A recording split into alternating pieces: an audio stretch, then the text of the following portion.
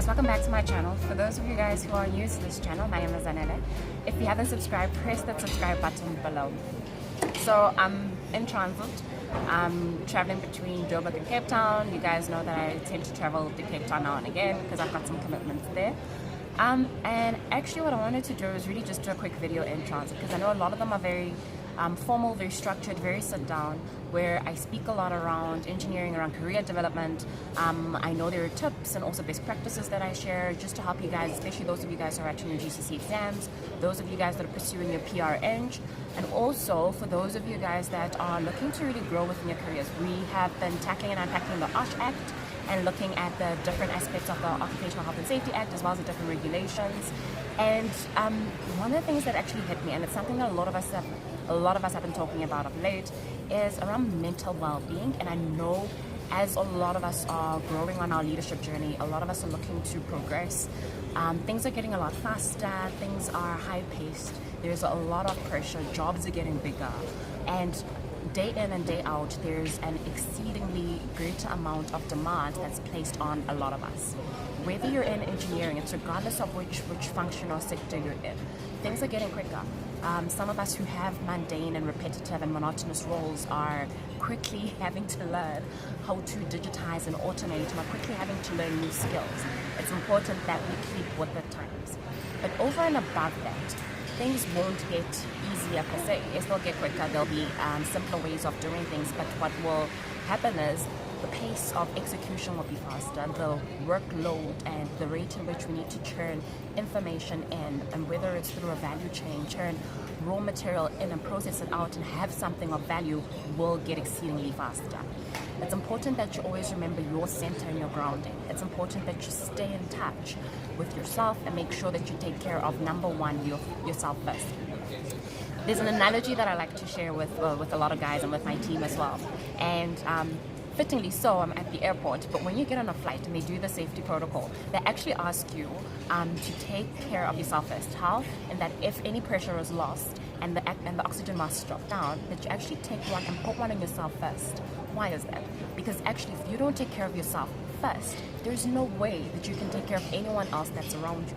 That's why it's important in whatever role you are, especially in leadership roles, that you take mind of your own well-being first. And well-being is not just around exercise and going to the gym. Yes, it's one aspect, but think about your spiritual well-being. Think about your social well-being. Think about your emotional well-being as well. There are many different spheres and dimensions on how you as an individual thrive.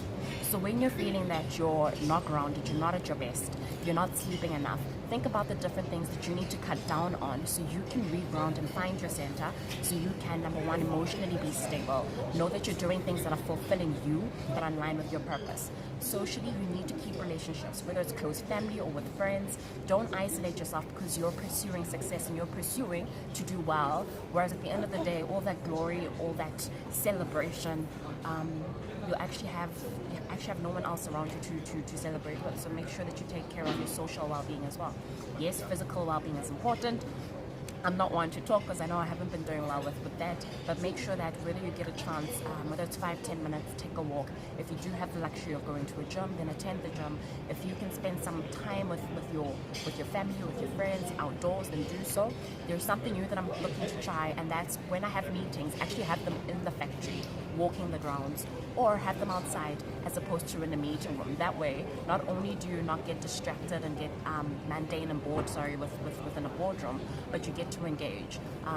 You actually allow an easier conversation to flow, and people are less intimidated, especially if you're still in an operation or in an organization where you've got your own offices, and guys are expected to come into your office for a meeting.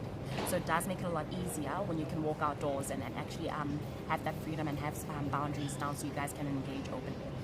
So take care of yourself socially, emotionally, physically, spiritually as well. And it's not about belonging to any religion. I'm not going to be biased here, but whatever spiritual grounding you've got, even if it's just meditation, but do stay in touch with that is beyond the physical.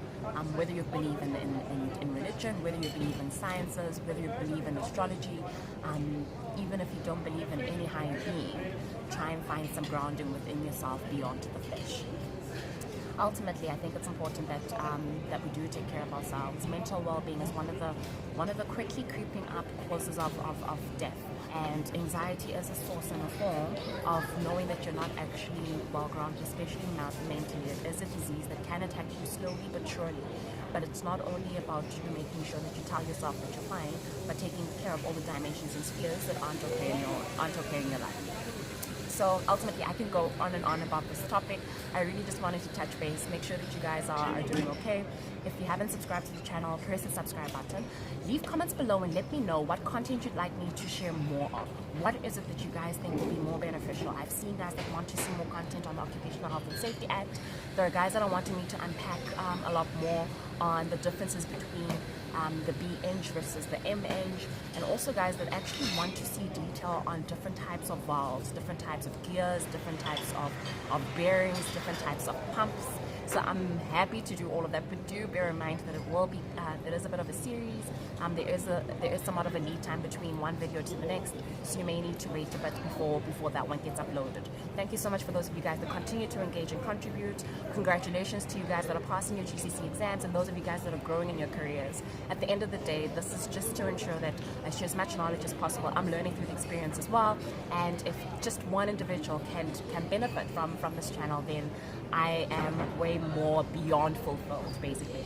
So share this content and share the videos, share the channel with anyone that you think might find it useful. Do continue to engage. Let me know below how you feel about some of the content and what you'd like to see more of as well.